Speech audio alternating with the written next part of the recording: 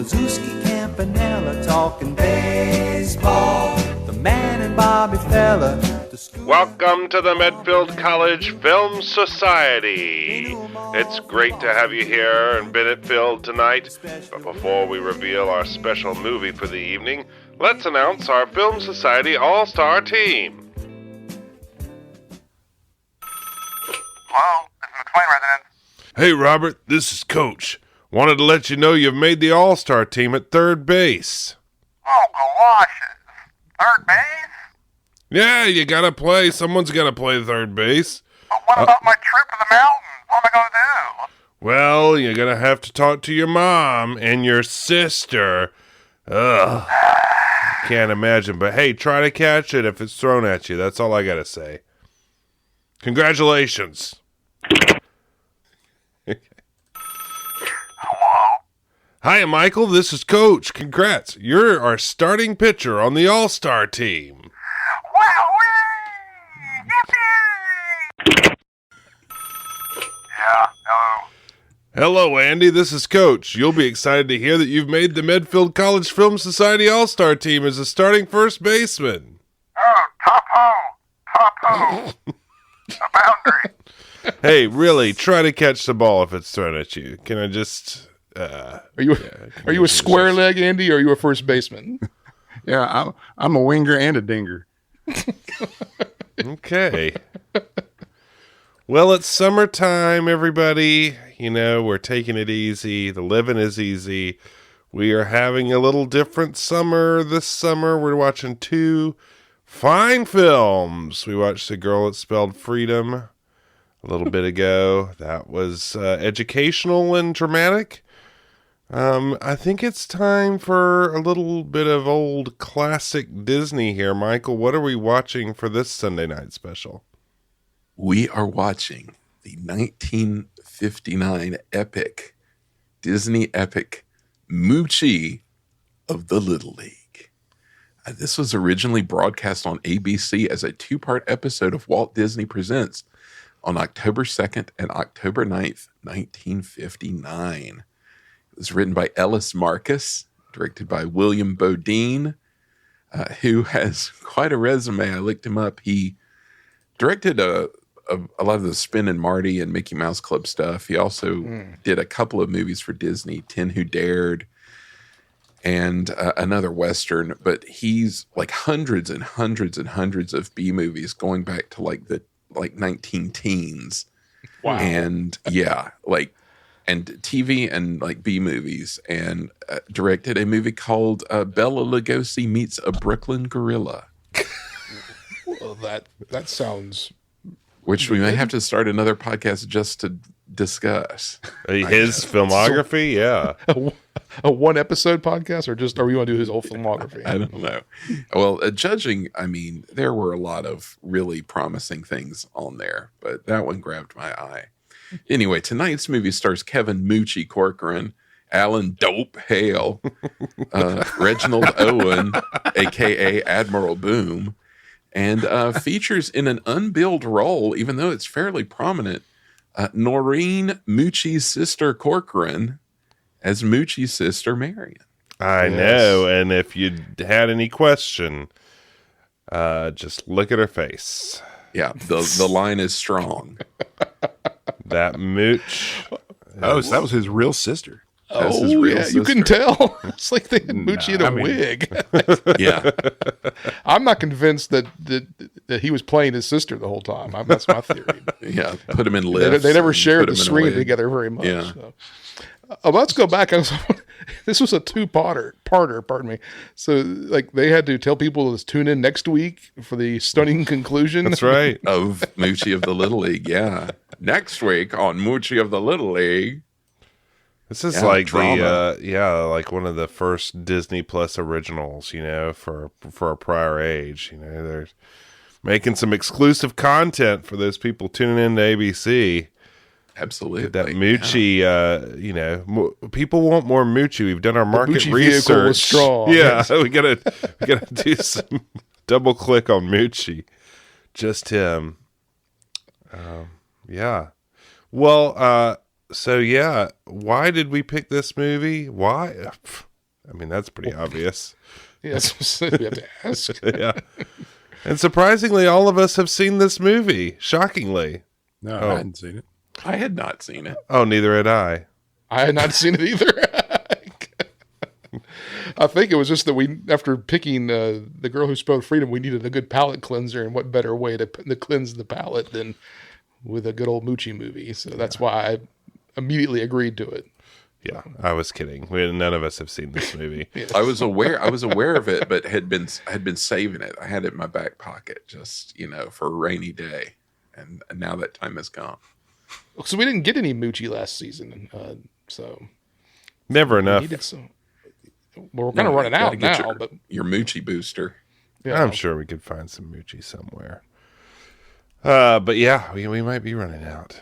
I think there is another Moochie made-for-TV movie, isn't there, Michael? There's Moochie of Pop Warner football. Okay, so we saw still that got when I that. was researching Yeah, this. It's gonna be good. All right. Well, I Is think there we like should. is there something like Moochie hits puberty or something like that? Moochie hits puberty. Moochie Hey, of doubles boy. tennis. He's gonna Yippee. Yippee. Moochie of Hale. I think we should fire up the projector. The people out on the lawn are getting restless. Their lemonade's running out and their igloo coolers are warming up. So I think we should start this. And Andy, you have the honors of kicking us off. You're our leadoff hitter. Take us into the world of Moochie of the Little League.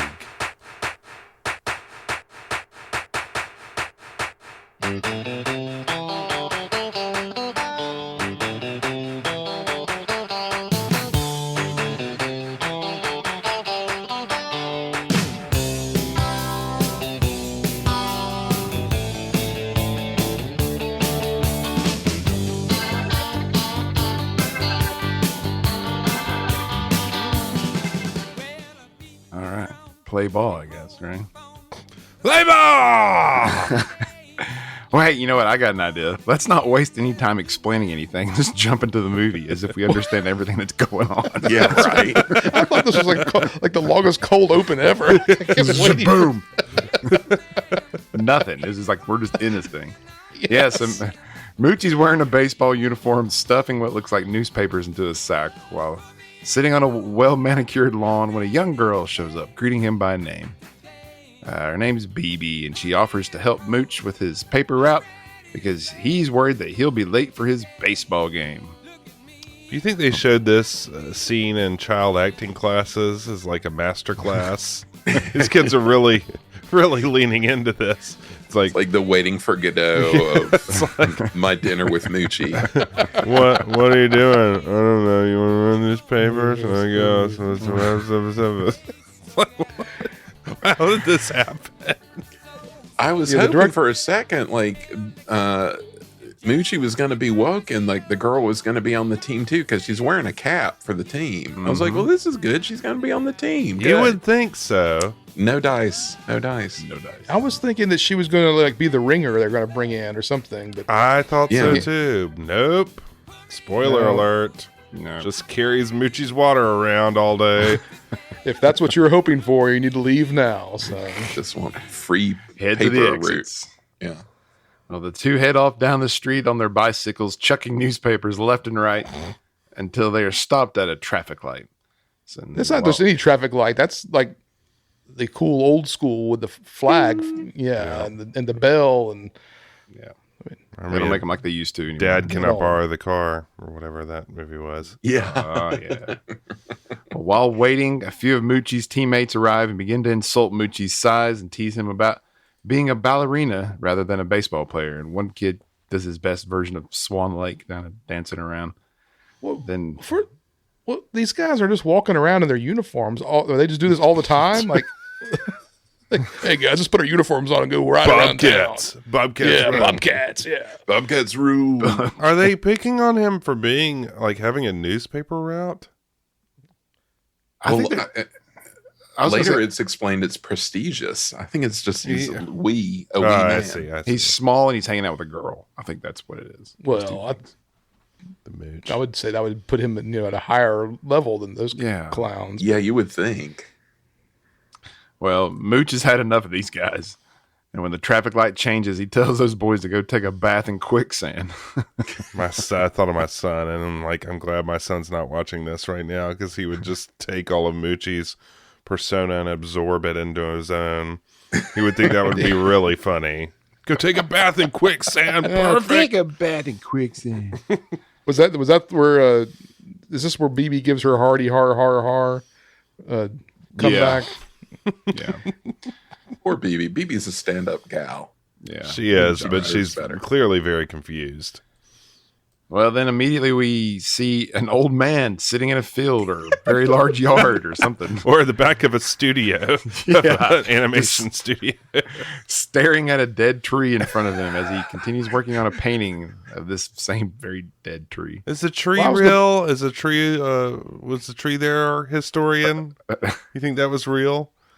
I don't think so. Yeah, I think don't this think was so. there was a lot where near the animation. I was trying to figure out the perspective on this because there was a lot where Disney people played like softball or baseball. I don't know, probably softball. Back in the day, like near the lot, there was like a big wide open area. So I think they just plot this there. But I don't think that tree was real. We should double check that 4 artists draw one tree to make sure it wasn't That's the the same first thing I thought of when I saw him painting it. I thought of that. tree. Okay, Well, so that was going to be my first question: was where on the lot was this? So you've answered that now. Yeah, it's like on the north side, kind of where the big building with the 7 dwarves on it is now. I think the Michael I'm not Eisner positive. building, Yeah, Michael D. Eisner building. the man. Hello. Hello. Oh, Well, Mooch comes riding by, tossing the old man's newspaper in his yard. And now the old dude must have been like already alert because as soon as that newspaper hits the yard, he just springs into action. He starts yelling after Moochie to come back. And, come back here, young fella, in his English accent. And being a good lad, Moochie turns around and gets off his bike and goes to see what all the fuss is about. And in doing so, he puts the kickstand down on the bike and then it just falls over. And I don't think that was scripted. I think that was just so Moochie. That's just yeah. That's so Moochie. Clearly, there's the Venn diagram of Kevin Corcoran and Moochie it's almost a circle, if not just exactly. Yeah. I cracked up so much at that bicycle thing. Also, his bicycle is enormous. It's bigger than he is. It's just this enormous, like, Cadillac of a bicycle. it must be setting up the plot for him, because that's sort of the underlying tone of the movie was him being small. Let's give him a giant bike to kind of add perspective to it. Yeah, forced perspective, Moochie. The old man immediately jumps all over Moochie, saying that he's caught him red-handed this time. And apparently he's asked Moochie to stop throwing his newspapers in the yard, but instead put them under the mailbox directly on his porch. Well, Moochie doesn't want to do that because that means he'd have to get off his bike to make that work. So the old man isn't having any of that and says there's some things that young people should do for old people, and this is one of them. He's pretty ornery about the whole thing. Yeah. But He's not very polite in his asking for extra Yes, Exactly. not very British of him at all. newspaper No. attention. Moochie agrees and puts the paper on the porch as requested. And the two have a funny exchange when Mooch asks to leave. He's like, it's very proper. And there's lots of sir. He's like, can I leave, sir? He's like, you may, sir. He goes, thank you, sir. Yes, sir. Something like that. Yes, thank you, sir. Can I leave, sir? Yes, sir. You may, sir. Thank Good on you, sir. Thank you, yes, sir. sir. Yes, sir. It's like, doctor. Yeah.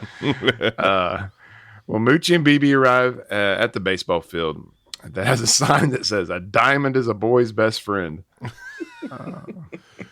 I've read that was the working title for this originally. and Well, they I think changed it is like a colon, right, in the title. Yeah. Like, yeah. Okay. It was like the first episode was called that. Yeah. Okay. Of the two. Yeah. See how they put it right in there? It's a little Easter egg for you fans at home. One of many details. Moochie's game is already in progress, and his coach greets him and sends him to the dugout immediately.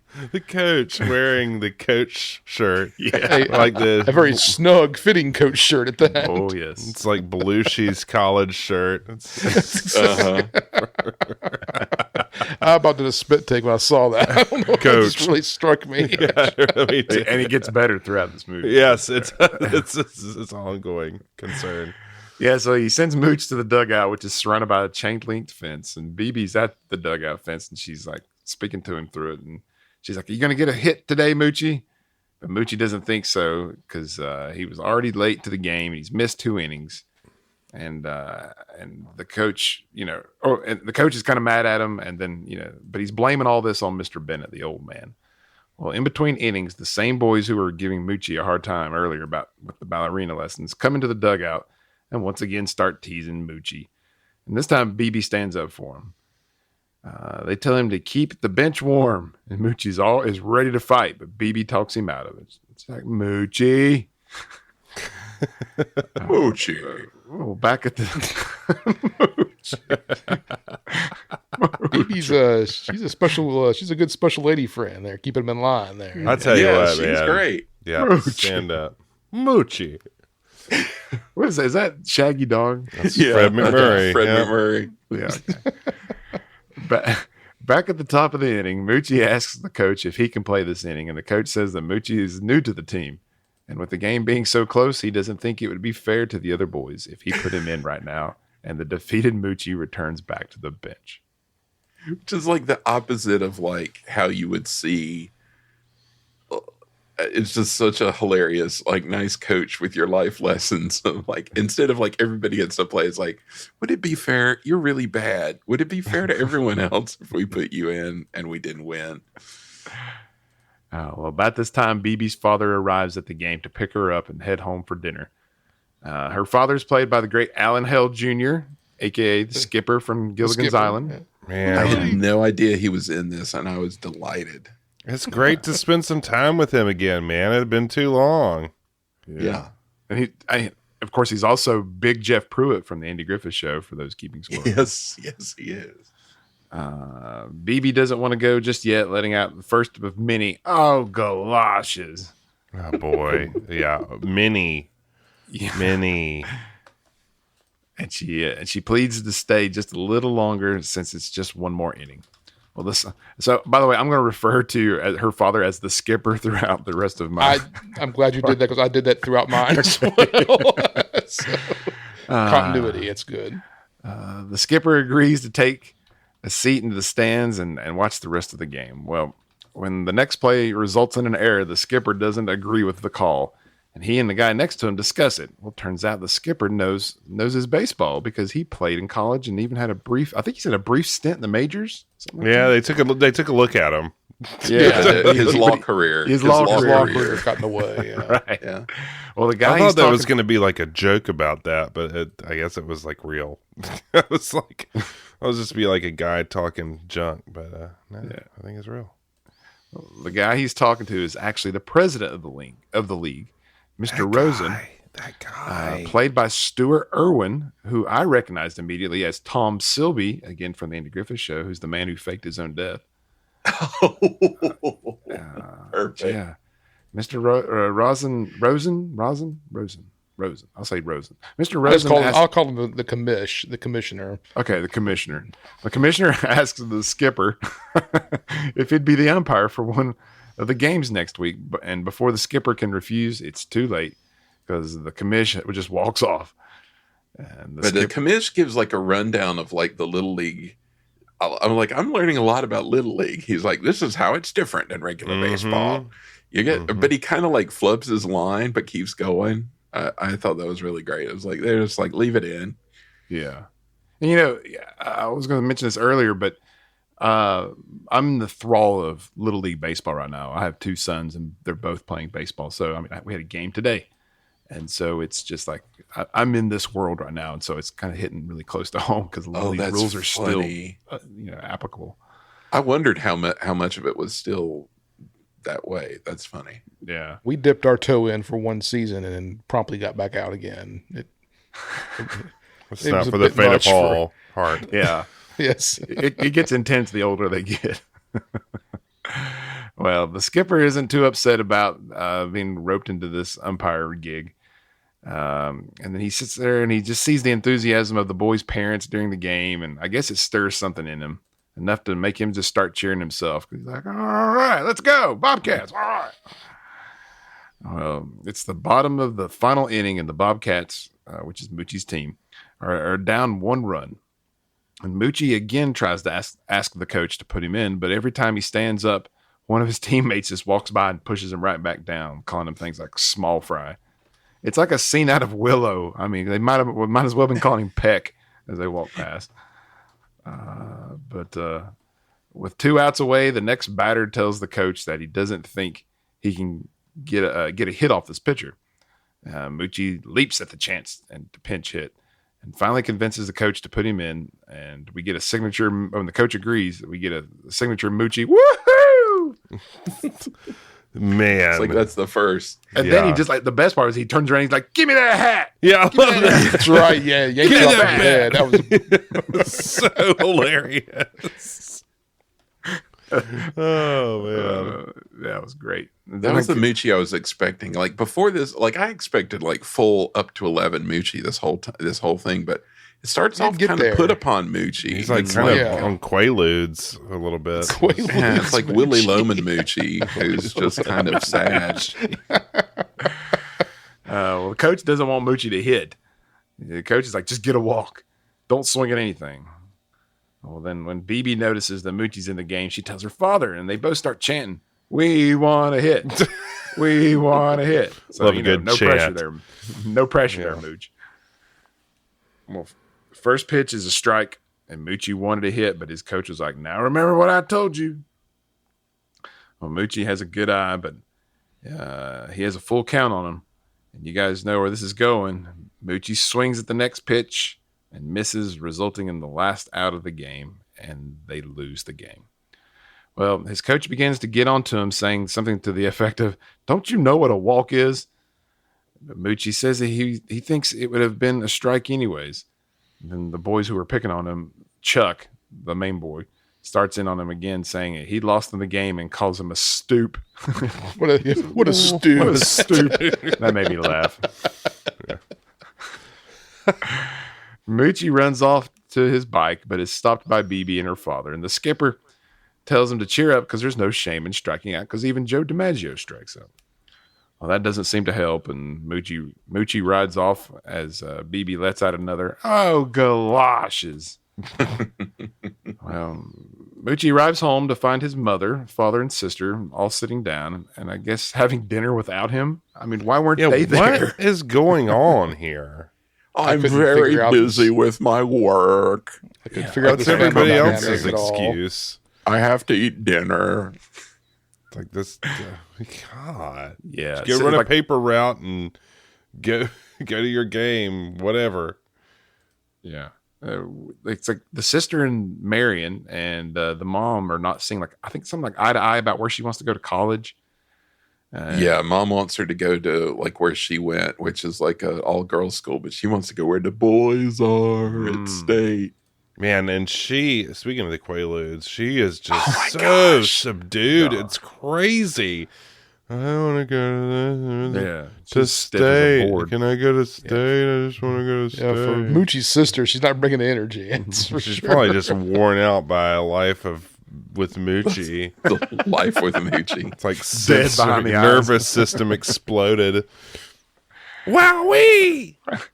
Well, Moochie comes in and he washes his hands and he asks his mom, or he's asked by his mom to remove his baseball cap. When he does, he slings it across the room and it lands on a nearby statue, much to the delight and surprise of his father. So weird. Yeah, he's like, yeah. Very nice. That's very nice. The discussion again returns to where Marion wants to go to college and why Moochie isn't feeling well, and he asks to leave the table, which his mother agrees to, and she's worried about him. But she thinks like Moochie's doing too much. Marion says that Moochie is small for his age, and so it's good that he has a paper route and plays on the baseball team. What? Why? This was wild to me. Not only Sister Moochie explaining like the dignity and prestige of a paper route. She's like, when you ride into a schoolyard with those papers, you are truly a man. But even more like a Shut show of up, this era Marion. because because the dad is like, I don't see why he has to work. We're loaded. Yeah, essentially, right? And it's like, you never see in a show this era a parent be like, we got plenty of money. You kids shouldn't have to work. And like the kid being like, no, I demand the dignity of a job. Yes. If I don't work, I'll be shamed. Yeah. Yeah. So the father's like hearing all this, and it prompts him to go and have a chat with Moochie. And while helping Moochie get ready for bed, he confesses that he wishes he could spend more time with Moochie, but his business keeps him away. I mean, it's a real What's his business? Is he like an agent, like a secret agent? Maybe it's the same business as the guy and the girl who spelled freedom. Yeah. He was always going off to do business. They never elaborate on it. This guy had an astronaut vibe to him, slightly astronauty, but maybe he was part of the defense, part of NASA. You know, he's got a job at Lockheed. Yeah,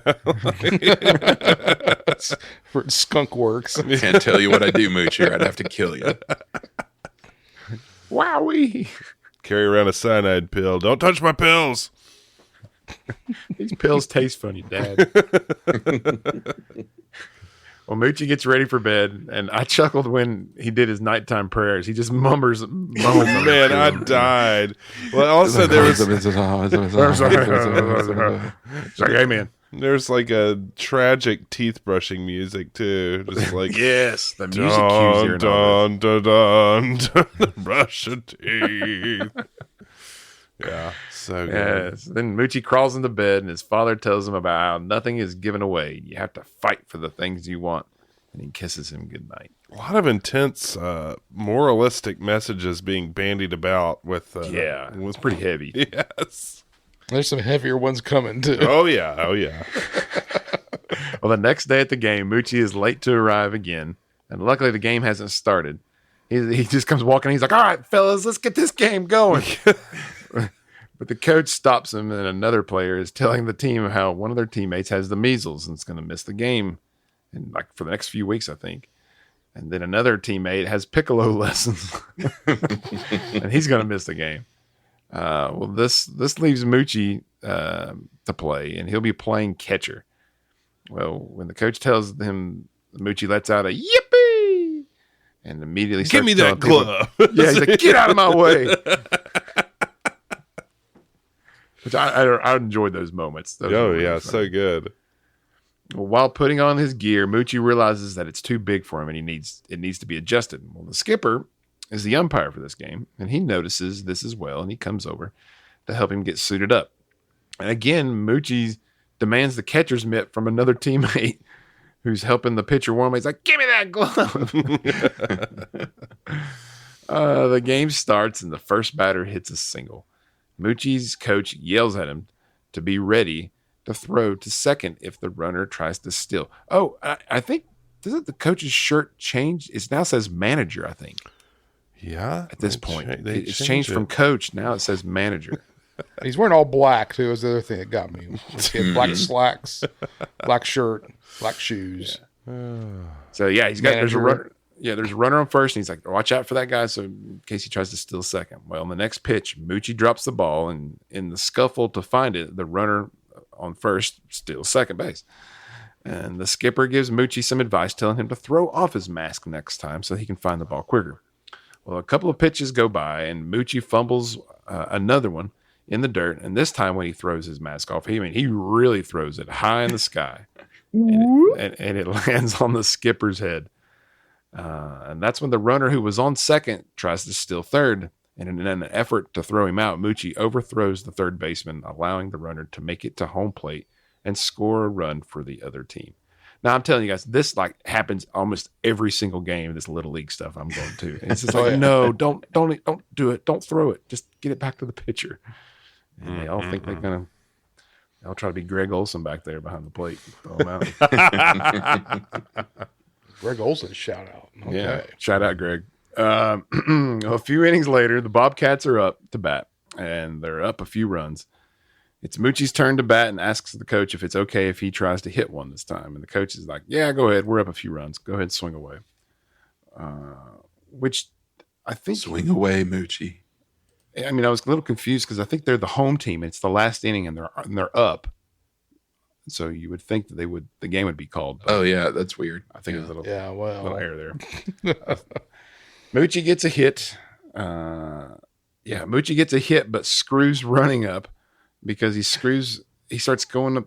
Let's see. He's running the bases, then somehow skips, I think it's like second base, and then the runner in front of him ends up at third. I mean, it's all messed up. No, he just runs past the dude. Like the guy's okay. like a kind of chunky kid, and he stops at second, but Moochie just breezes by him and goes to third. Yeah.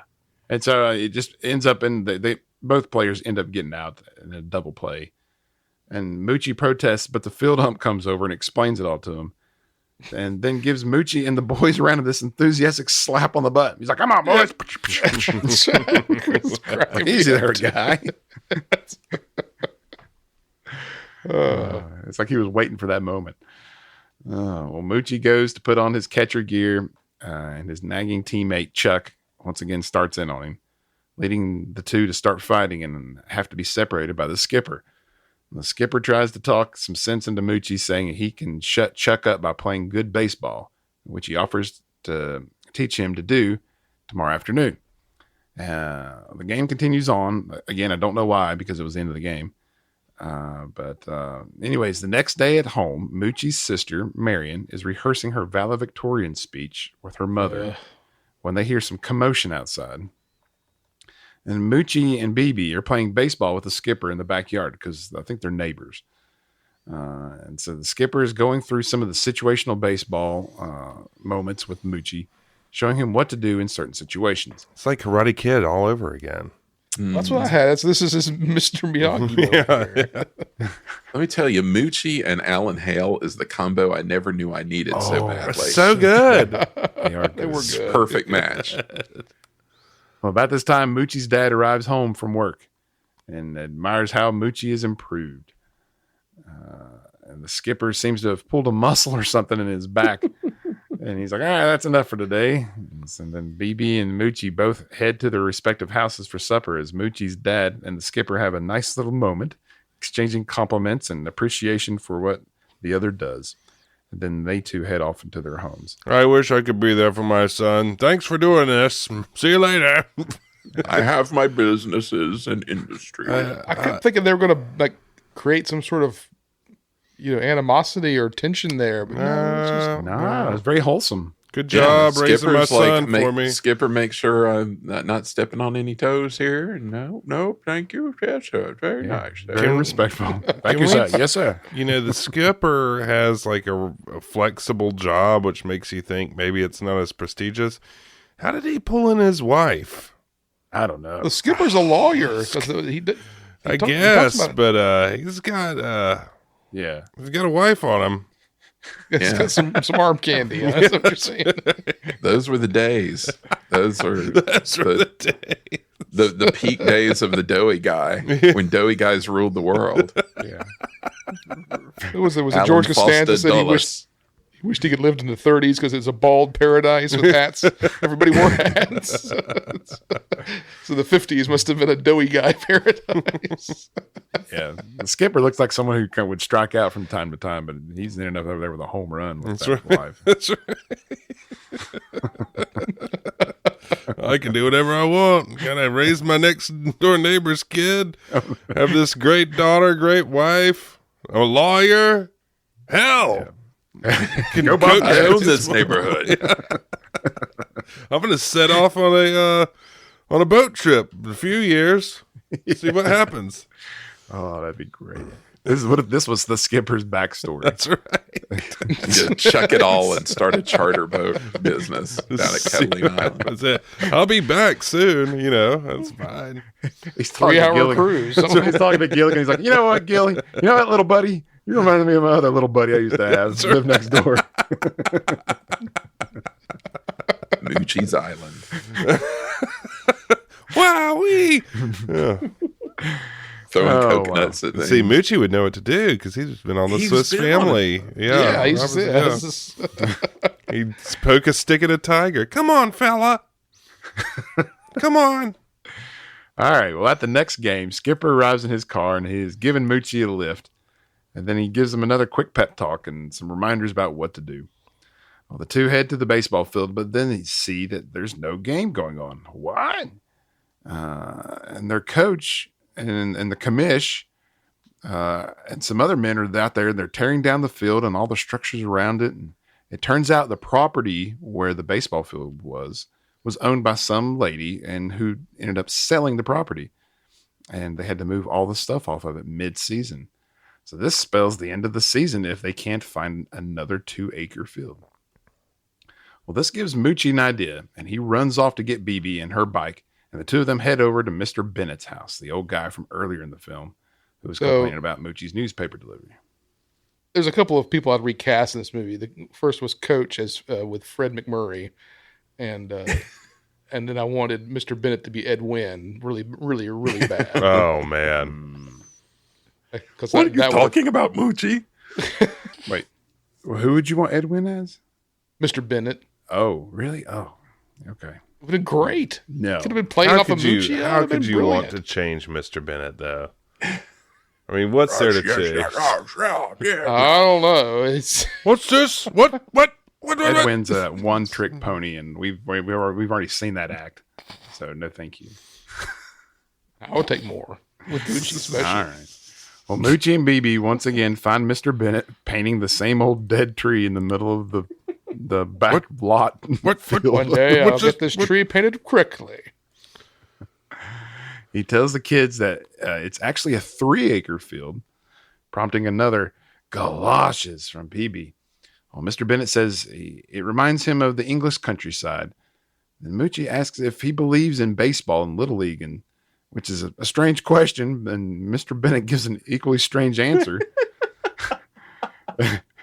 Somehow, Moochie takes all this. I mean, I can't even really explain it, but he kind of takes it all as Mr. Bennett's kind of giving him permission or an approval to use this location for the baseball field. But he says, "Do you believe in Little League?" And Mr. Bennett says, "What is that? Some kind of conspiracy?" It's best line. I had it in my notes. What does that mean?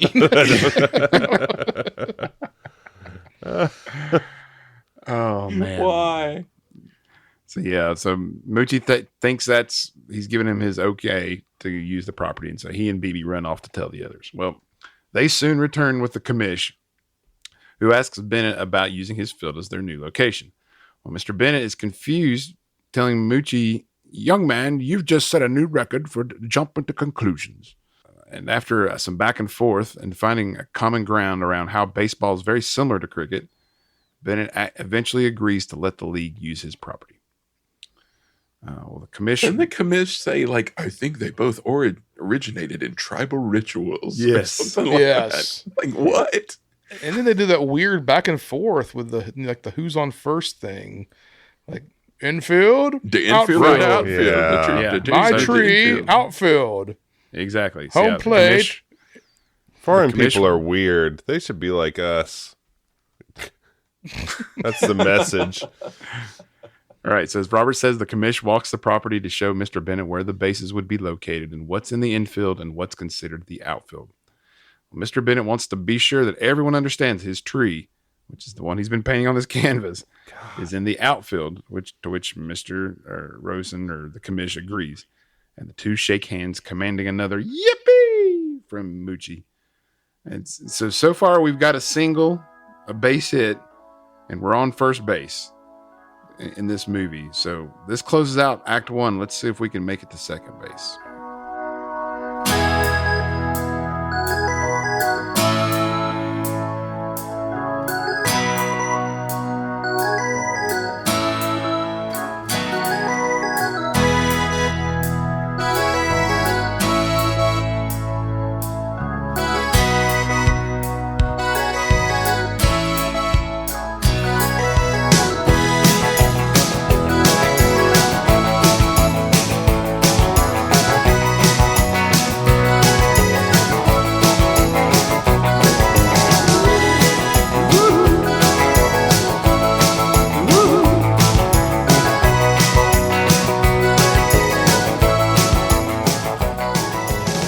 So the crew gets to work prepping Mr. Bennett's yard to become a baseball field.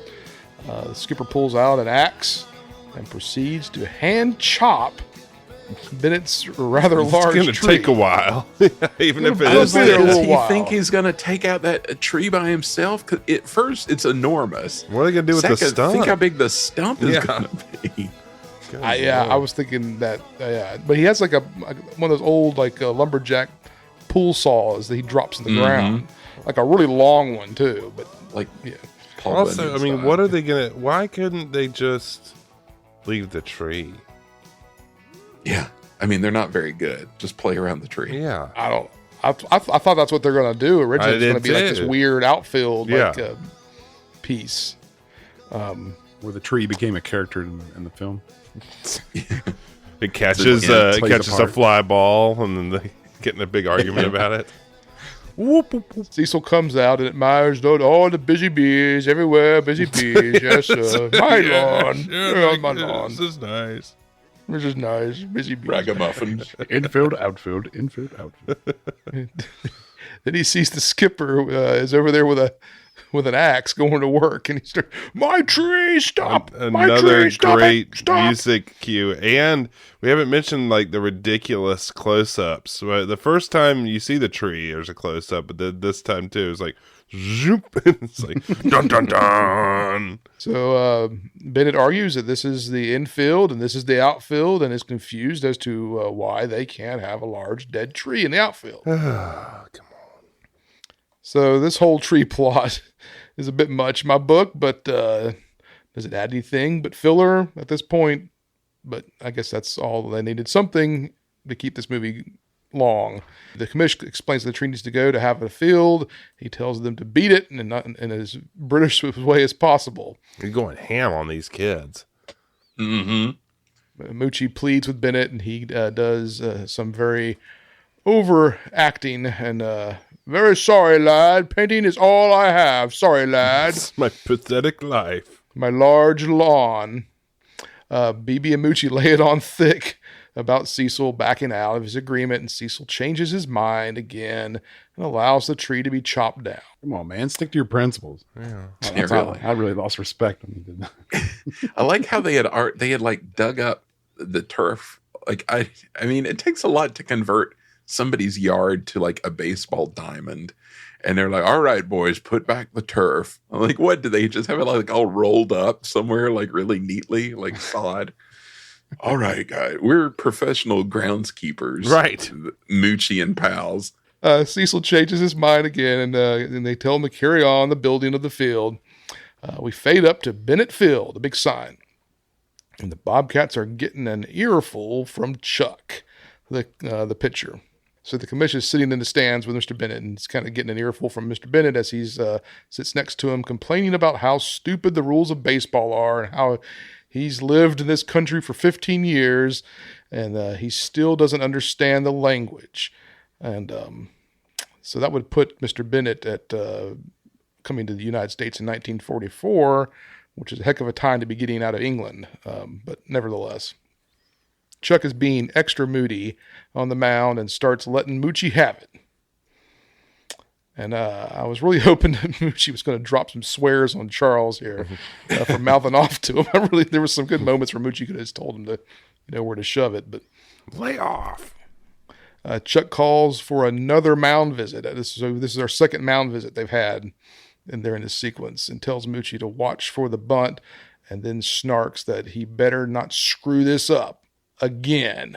And Moochie just needs to tell Chuck to what to do here, but he doesn't. He Jump in some quicksand.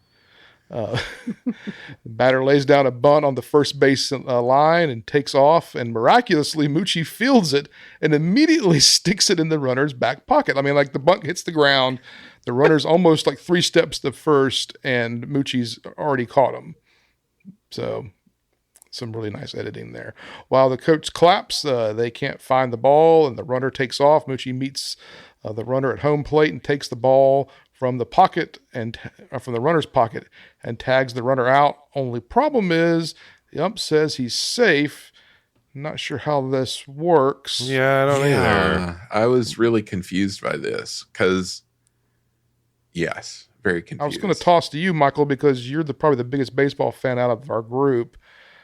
How does that work? I don't know, but I don't know. Well, I don't. At first, I don't know about that. seems like interference. But anyway, we'll leave it to the people with more knowledge of the matter. And I'm just starting to roll my eyes at this point, I guess, at some of the gags and the stupidness that's happening on the field.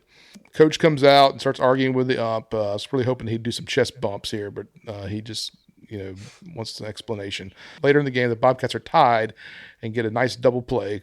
Coach is clapping and tells them that in case they can't add, that a run wins the game. This guy's really not much of a coach, but that's Chuck leads off and says he's going to put this one on ice for them. Chuck's pants fall down as he heads to first. A big hit, offered a big hit on the outfield. And again, I'm rolling my eyes because... Well, I was just glad that for once somebody was screwing up besides Moochie. I'm like, Yeah. at least Moochie's not the only catastrophe on this team. Then Cecil or Mr. Bennett talks about how his pants fell down playing cricket one time. So Joe DiMaggio's pants fell down often.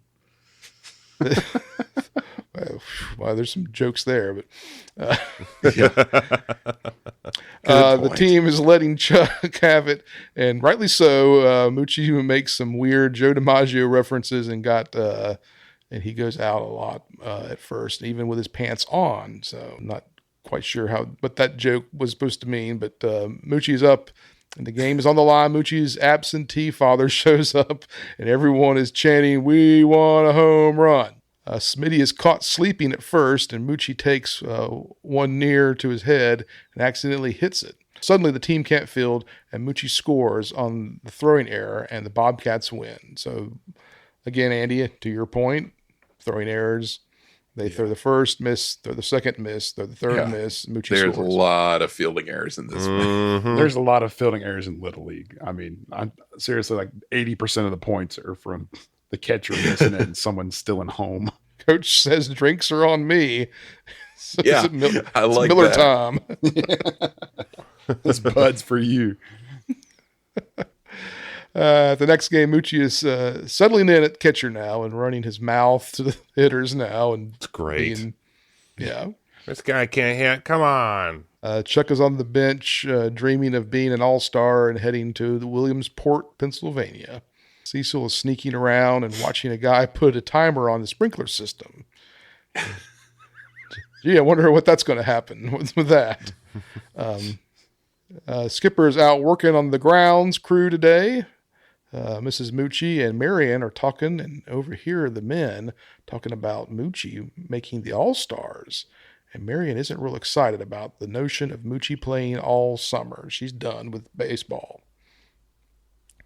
Cecil is fumbling through this new sprinkler timer, and Moochie is coming up to the plate. Coach is wearing a nice manager shirt today and scolds Moochie for trying to switch hit. Moochie goes down swinging. Marion is rooting against her brother obnoxiously. Yeah, for real. Come on. It's awful. Sour grapes aplenty. The most sour. So speaking of sour, we mentioned her earlier. Mrs. Preston shows up, and she's a real wet blanket. She's lecturing her husband, the skipper, and says BB needs to head to the dentist and can't deliver Moochie's newspapers. Moochie She might tries be a to wet blanket, but she's a smoking wet blanket. Is an electric wet blanket. That's Well, she's talking about being she says, "Oh, I don't want to be a little league widow or something." Like she sits there and lectures her husband about being too involved. I don't even have a son, and I'm a little league widow. But also, BB again getting roped into doing Moochie's work for him, but she seems happy to do it.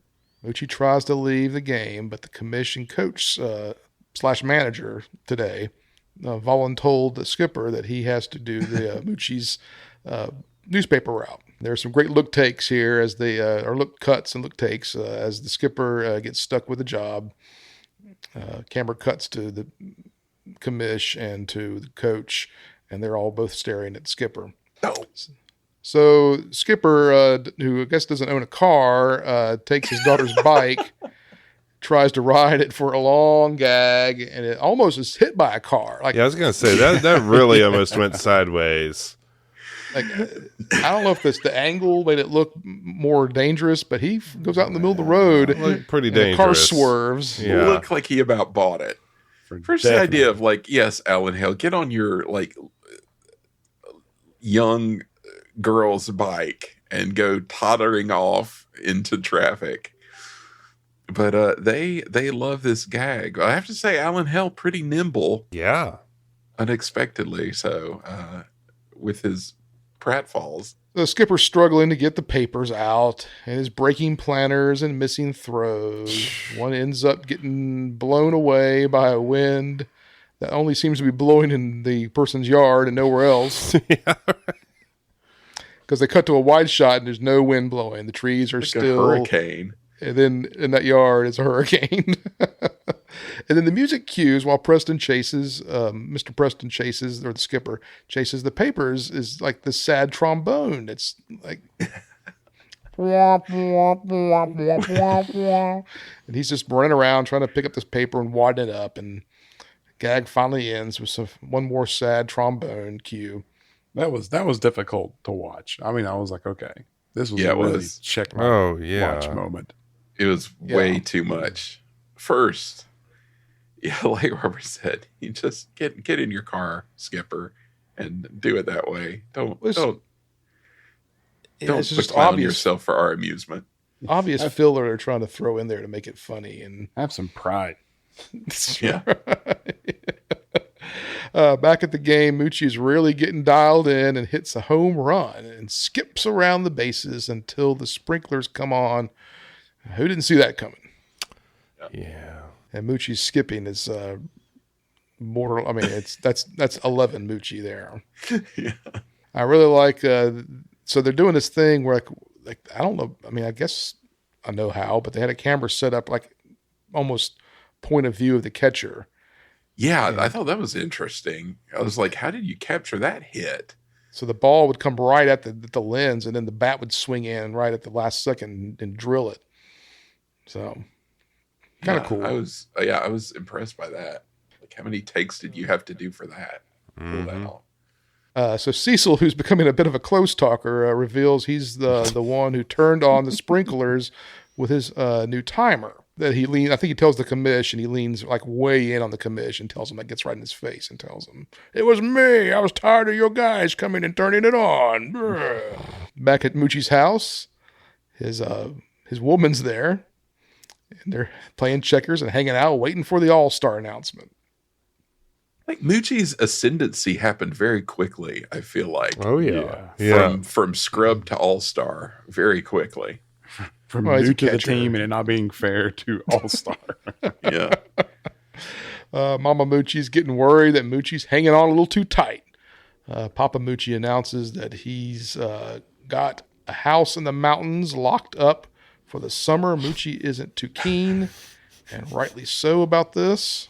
Cabin in the mountains is locked up. Marion is worked up over the idea of Moochie's Little League eating up her chance at a mountain vacation. During the squabbling, Papa Moochie has handed Moochie a magazine that talks about players not changing their socks out of superstition.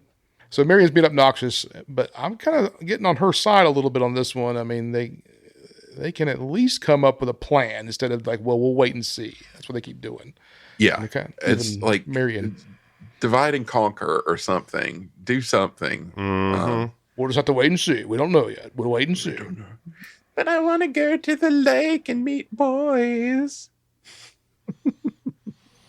Phone proceeds to ring over and over as players are calling to tell Moochie they made the All-Star team. The whole gotcha phone gag runs a bit long here, as all the gags are at this point. It's the rule of threes, but we'll do it just 3 times. We'll do it 6 times. Yeah, it was like 4, because I was counting, because I thought, okay, it's going to be the rule of threes here. No, they did it, I think, 4 or 5, 6 times. Yeah. Yeah. So We is it also just find me, or is that- it odd that they call to tell you that they're on the team? Why don't they just put like an announcement out, or have a Text a you. big announcement at the field? But A Skyrider. It's not a play, man. Suddenly, BB busts in and tells Moochie that her dad has been calling and the line was busy and he's made the All-Star. We also find out that Moochie's last name is Morgan. Yes, Yeah. Moochie Morgan. Moochie Morgan. Moochie Morgan. Moochie not bringing the Swiss Family Robinson energy on the news is just sort of like, hey, okay, great. Got more problems. Can't go to the lake now. And Dad says you don't need to telephone or telegraph, just tell a woman. Yeah, I laughed. But then she threw the dish rag on his face, so all was even. And we fade to black, wrapping up Act 2.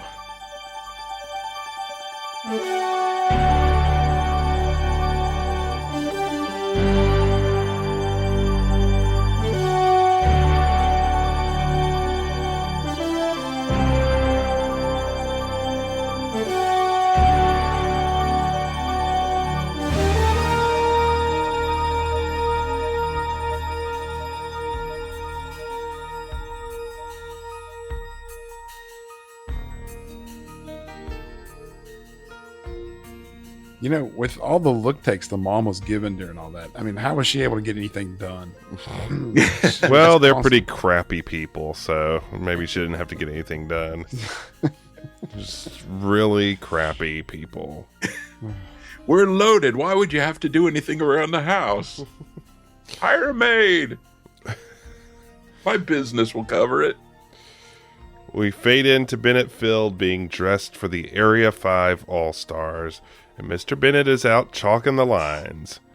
We see Moochie's surly sister getting prepped on the concession stand. I don't know how they convinced her to do that. She didn't seem to be overtly complaining about it now, but I don't like hot dogs. maybe I'll meet some boys here. I don't know. Whatever. That's true. Her mom brags that she memorized the Prices or whatever. the preamble to the Constitution or something I in don't know. 30 minutes. She made some bragging about her daughter being super smart. This was weird. Was this triggering you, Robert? Yes. Maybe just a little bit. Well, Moochie dons his lucky socks for the first game, and now we have Fred in the coach shirt. Looks like it's working too, because the All-Stars win. Moochie shares his stores his lucky socks with a womp womp womp womp. Oh, they're gonna be dirty, guys.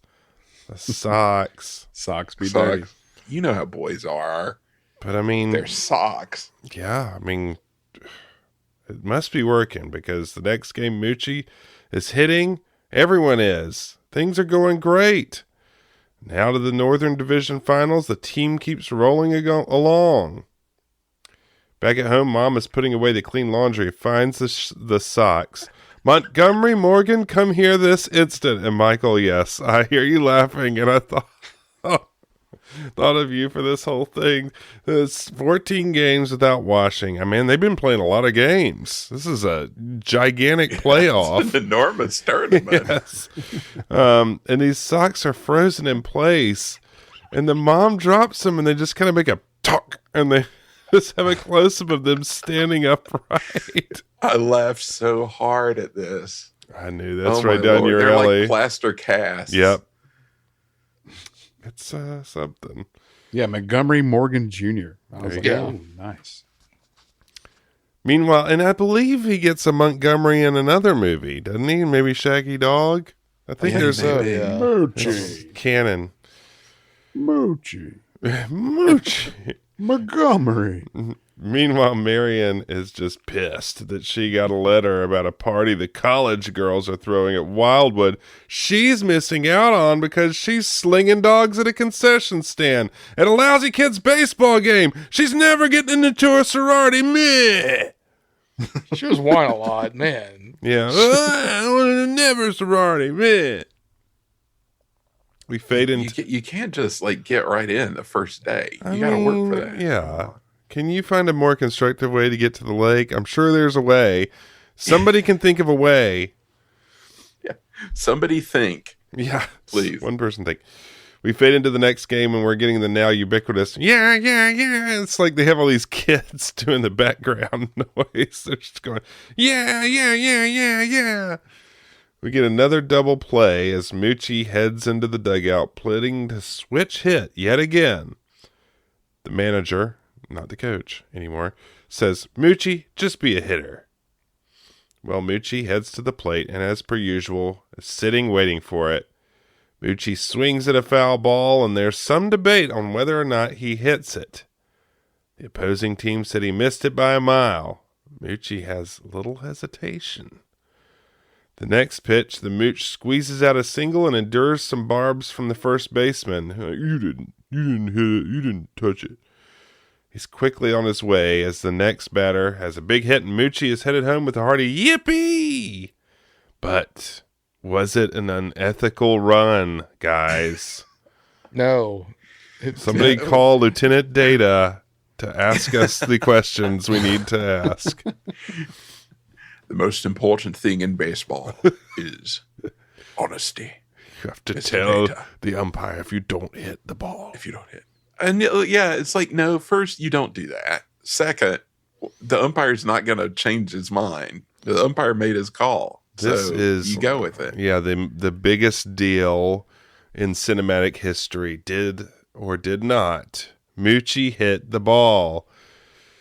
Everything hinges up on that, but too bad that the Mooch wrapped it up. The Bobcats are on to the next round. Why are they like turning their anger on Moochie here? The other team, like, why are they like mouthing off to the umpire? Yeah, for the real. catcher of the other team comes. He comes Calling, up to the Mooch saying he's a dirty, rotten cheat. You're a cheater. Yeah, No, he didn't. He just won. but it turns out Moochie knows he didn't hit it. And him and the catcher start mixing it up. We have a real moral dilemma, guys. Yeah. Quandary. Yeah, I don't know why they took it out on Moochie because it's not his fault. Well, that reminded me of a roommate of yours who umpired one summer, didn't he? Oh, yeah, yeah. And his stories were amazing Yeah. about dealing with players in general. Mm-hmm. We cut to Mooch in the bed looking troubled. Dad comes in, of course, to say goodbye. He has a big powwow with a customer in Chicago. Bye, Dad. See you leave in the middle of the night. What goes on here? What is the deal? Got to skip town quick, Mooch. He's either like a made man or working for the government, is my theory. I mean, something is not right here. Maybe he Got a works big for the deal mob. going down. Yeah, we don't need anything. We're fine. Hire a cleaning person. Let's go. Got a big shipment of merchandise coming in from That's right. Detroit. We just killed all these people up at the lake. We got to have a family move into that cabin and cool it down. That's true. Taking off for a month to the cabin where there's no phone. Go lamb it up there. Yeah. Like High Sierra with Moochie. Well, Moochie gets down to say his prayers as the mom comes back in and overhears. Moochie confesses to the Almighty that he didn't hit the foul ball. He says it'd be great if he didn't get in a spot like that again. If they have to lose, can it not be his fault? Doesn't seem like too much to ask of the creator of the heavens and earth. Baseball. This is really starting to take me out of the story here. I'm really getting annoyed. Oh yeah, it's a very unexpected turn. I mean, I'm just getting in. This is the core of the apple right here. We got to find out. I mean, what's he going to do? He didn't hit the ball. He should go back and apologize to everybody. It's his fault. Forfeit the game. Forfeit the game. One man forfeit. He needs to go to a priest and confess. That would have been Yeah, funnier. that'd have been nice. Yeah, And then the priest could have been Edwin. That would be amazing. there you go. I would That's say five okay. Hail Marys.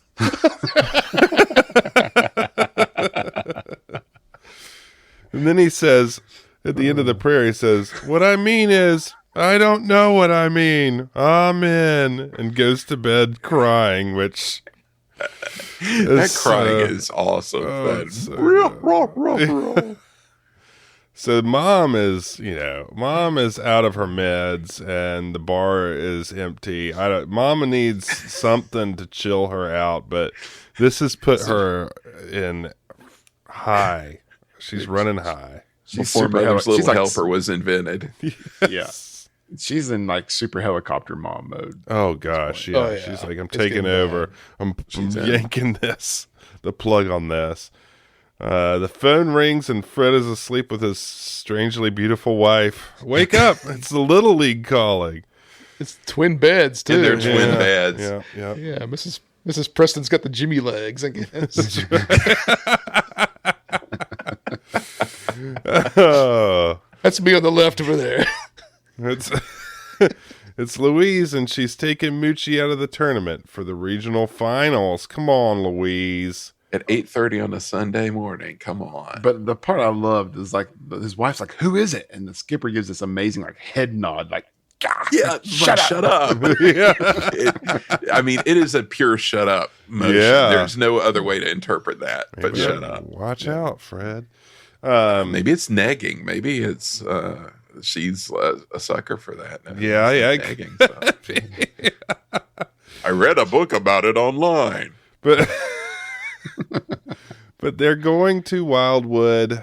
The family is going to the cabin. That's it. Looks like the sorority wins. And she really gives them the business about how Moochie has ruined their whole summer. That's awful. They just all, like, the ladies kind of are like, yeah, Moochie, be quiet. You're being selfish.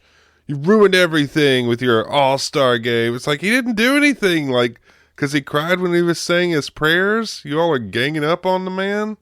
Now married won't get into a sorority.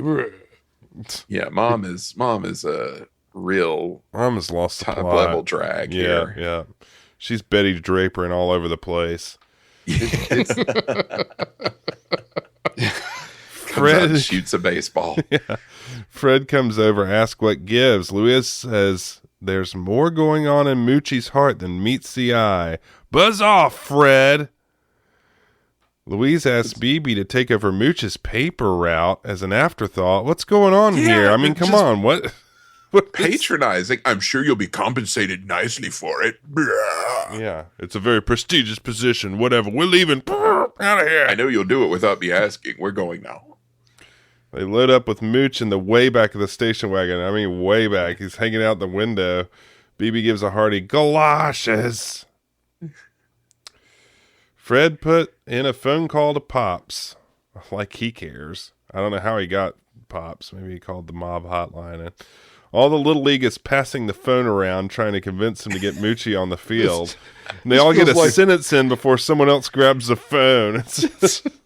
Honestly, this feels like it's like a conversation at like high school football at the Western Steer and Shelby back room. Yes. Right. This is what they would do. Yeah. In the Earl Owensby Go in room. the Earl Owensby room. We've got to figure out what to do about this player. Our all-star's leaving. We got to figure it out.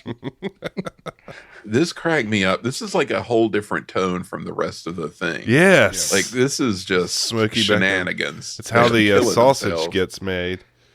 Pop says there's nothing he can do. There's no phone at the cabin, which, by the way, I mean, the cabin is baller. So, how could there not be a phone? There's a phone. Come on. Yeah, come on. Listen, the mob cut the line. Mob cut the line. Bennett yells that he may be ruining the career of a future president of the United States. You're out of your element, Cecil. Yeah. Well, Pops finally says he's going to drive up to the mountains first thing in the morning, and the Little League cabal is laughing and backslapping. So I mean, smoke-filled room, man. Yeah, Dad puts his, revolver in the desk and gets ready to head up to the mountains and blow his cover. Yeah. So at the cabin again, very well appointed. Hard to believe there's not a telephone up there. The dad is appealing to the mom, saying he should have been consulted. And finally, Louise comes clean and says she saw Moochie so upset, and he had a pathetic little prayer last night, and she was just trying to protect him.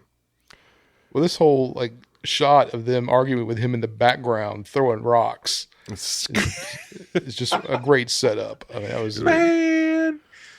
But This again, sucks. I mean, I the hate it skipper up brought this here. up. The skipper brought it up, and then Dad brought it up. The obvious thing of why didn't they just let him stay with the skipper? That's what I said right out of the gate. And like then- at the beginning of the episode, I was like that because when they were like, "Oh, we want to do stuff too," I'm like, "Well, just let him stay there and play baseball, and you go do whatever you want to do." Yeah, and if anything, I mean, it's like the minute the dad gets up there to like mansplain and be there, as I was thinking, it's annoying. He's coming in and whatever. But by the end of this scene, I'm like, well, he's right. So it's like, Yeah.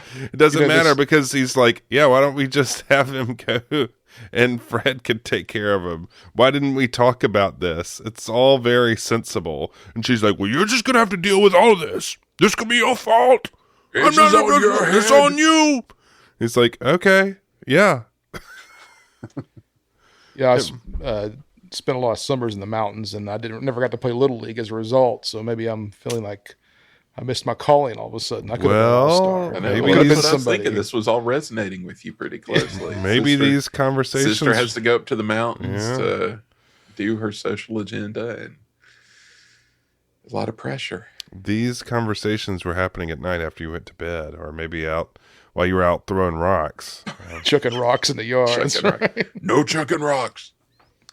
The dad grabs Mooch and tells him to pack his things, and Louise says, she won't be responsible for what happens, as I said. Too bad Dad's accounts have already turned tail and run. His business is in tatters, guys. I mean, he's just thrown it all away to make this one trip. Blew the deal in Joliet.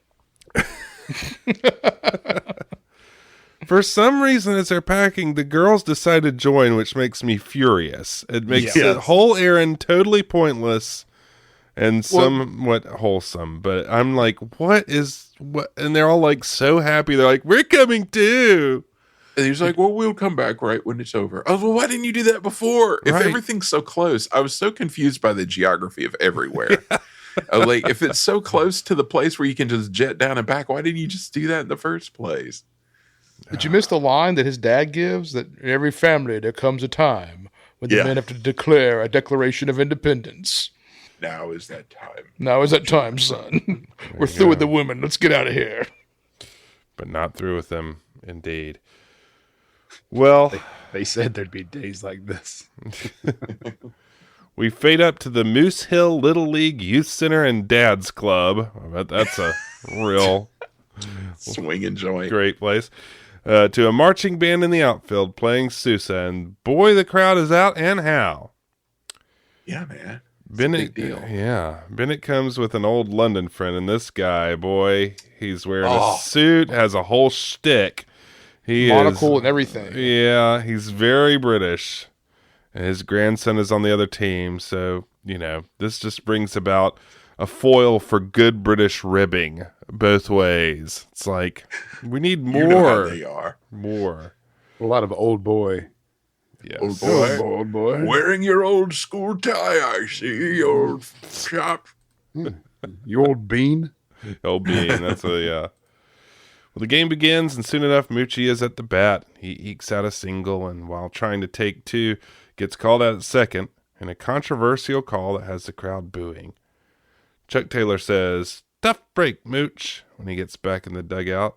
Mooch says, "Maybe that evens out the foul tip call." Well, we shall see. Karma. Things are not looking good for the Bobcats in this one as someone scores a 2-run dinger and the British ribbing is beginning. In the fifth, the Bobcats score one, meaning in the top of the sixth, they have to score one more for the game to keep going. Well, the first hitter hits a single, but the second player hits into yet another double play. Man, there are sure a lot of double plays There for all are the a bad lot of double plays in fielding. this league. Yeah, they're just turning them, ripping. It's all up to the Mooch now, another tense at bat. And this pitcher is throwing complete wildness. We have a 3-0 count, 3-1, and then Moochie swings to make it a full count. Moochie calls a timeout, does another prayer, and decides to switch hit. Actually gets a single on the first pitch, runs down the third baseline, and everywhere he goes, someone throws it and drops a pitch. So he runs all around the bases backwards, turns around and runs all of them the right way, Every base. Fielding error at each base. Every base, both ways, fielding errors. Moochie slides into home, and there's a play at the plate. Moochie asks if he was safe. The umpire says, you were out at third, you were out at second, you were out at first. Whether or not you were safe at home is irrelevant. And Thank you. that is Overwritten. the ball. Yeah, totally. Smacks That's him on the butt. That'd be great. Right the there. ball game, and they lose. Which I'm like, okay, so I was prepared for them to lose. Actually, I was surprised that they lost, being, Moochie of Little League in 1959. You figure they're going to win. Right. But okay, you pull a Bad News Bears, they lose, whatever. But making it because he screws up in like the dumbest way possible. Right. Yeah. It's like, has he learned nothing? He's supposed to be an all-star and you run the bases backwards. That's like first game shenanigans. Where's your Yes. God Last game now, shenanigans. Moochie? Where's your God now? Don't pray to me for He should have sports. lost his faith there. You're like broken his leg. Well, yeah. So he's watch the other team get carried away with pomp and circumstance. You see the adults trying to bring up the Bobcats. Says, "Hey, those are the breaks." And even the team's like, "Oh, nothing could have been done, Mooch." It's like, Yeah, I was like, how are these kids not like murdering it? yeah. We cut to an awards ceremony where they're handing out participation trophies. I thought they just started those a few years ago with Woke America giving out participation trophies. Stupid. Blah. Never in my day. Anyway, Bobcats are still bummed, but it's only a day later. Maybe they should have delayed this a bit. Mr. Bennett gets up to inspire the team, says anybody can be happy when he wins, but the true test of sportsmanship is to smile in the face of disaster. Yeah, whatever. And speaking of disaster, cue the Bennett Field sprinklers, and all the parents are in a mad scramble while the Bobcats are busy going,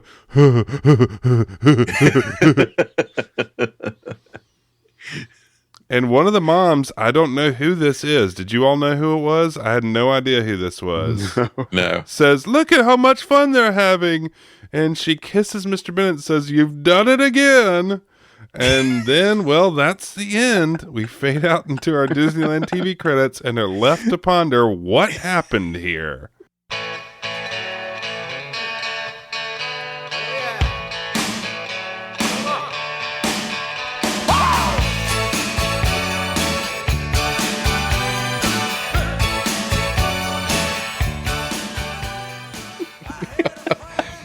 What? Done it again. There you go. At the end. Well, I was wondering why they're the Bobcats when they're the All-Star team. Like, Yeah. there were other we- teams. We Why did they forgot. decide? Doesn't we got matter. the- Really. And then there's a point where there's like the Area 5 All-Stars and then the Winston All-Stars. It's like, what is going on? But anyway, it doesn't matter. They lost. They're losers. Moochie never gets to blew play it. baseball again. He has to go play football. So we're going to have to Which watch that next surely summer. he'll be much better at, Yeah. I'm sure. Yeah, what a weird way to end it. It did seem like a real, it's like, there's no scene with like Fred at the end or the family at the end. Like, no. Yeah, No resolution. like, here's a lesson we all learned about our family or good job, everyone. Or like, Or Fred, you helped me anything. like with, I was an alcoholic until I started coaching Little League and I dried out and now I can, enjoy my beautiful family. No BB, nothing. No BB wrap up at all. They could have- She gets nothing. It's Yeah, just they- sprinklers. They could have had one more scene at the end where where Mooch is delivering papers again, and he throws he and BB run into each other right at Mr. Bennett's house or something, and the three of them have like a little moment, and that's it. And they wrap it up. That would have been much better than Yeah. what we got. They had to go back to Bennett with the sprinklers. Love that gag. Well, what do we think about this one? It's a Moochie movie. That's what I thought. It's Yeah, I think Moochie carried it. Another Moochie joint. Like I said, this was a way more downcast Moochie than I expected. Yeah, I thought Yeah. his range, he had more range than I thought he was going to have. I have to say. I didn't expect world weary Moochie. Yeah.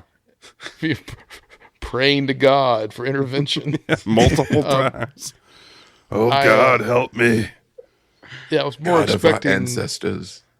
Moochie them just turning the cameras on, letting Moochie play baseball for a summer, and that was going to be it. You know what would have been cool is to have it be like, the beginning was the foul ball moment, right? And then it becomes this riff on It's a Wonderful Life, where they like play out how it would have been like if he would have just told the umpire that he didn't hit the ball, and he becomes really successful. That's deep. Or then he doesn't tell it, and he's like a vagrant, he's just a complete sliding doors kind of thing. Yeah, Sliding doors totally. with Moochie. Yeah, sliding. Sliding doors of Moochie. He gets his head shaved in one point, so you can tell which one, which timeline you're in. Yeah, That would have been better. Strung out next to like a bunch of trash.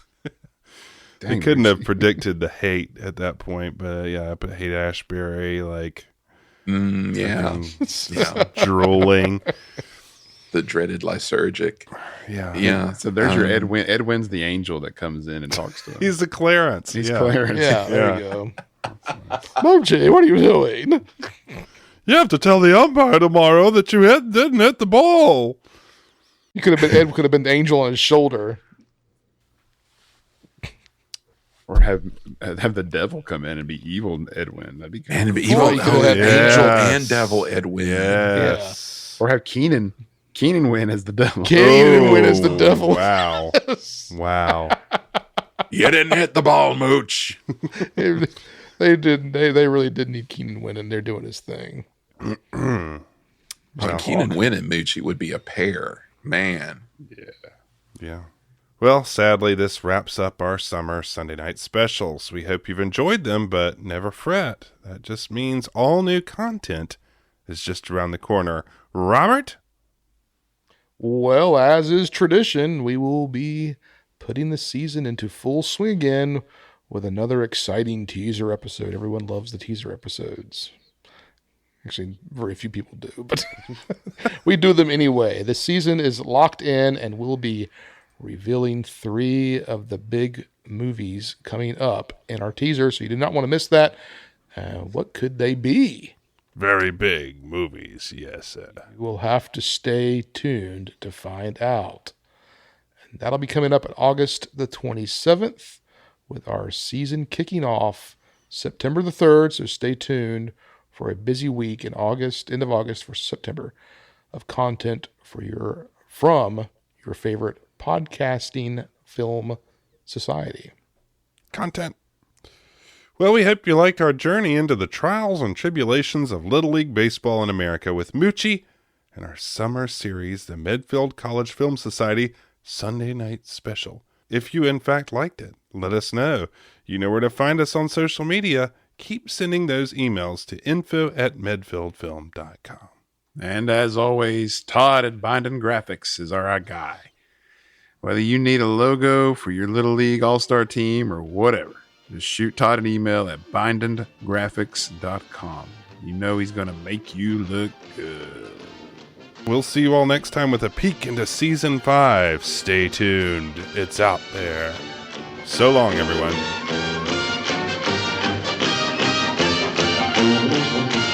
Proud are we of mighty Redfield, alma mater dear. All your sons and daughters hail to thee, Redfield College of Technology. And while we hold your banner high, clap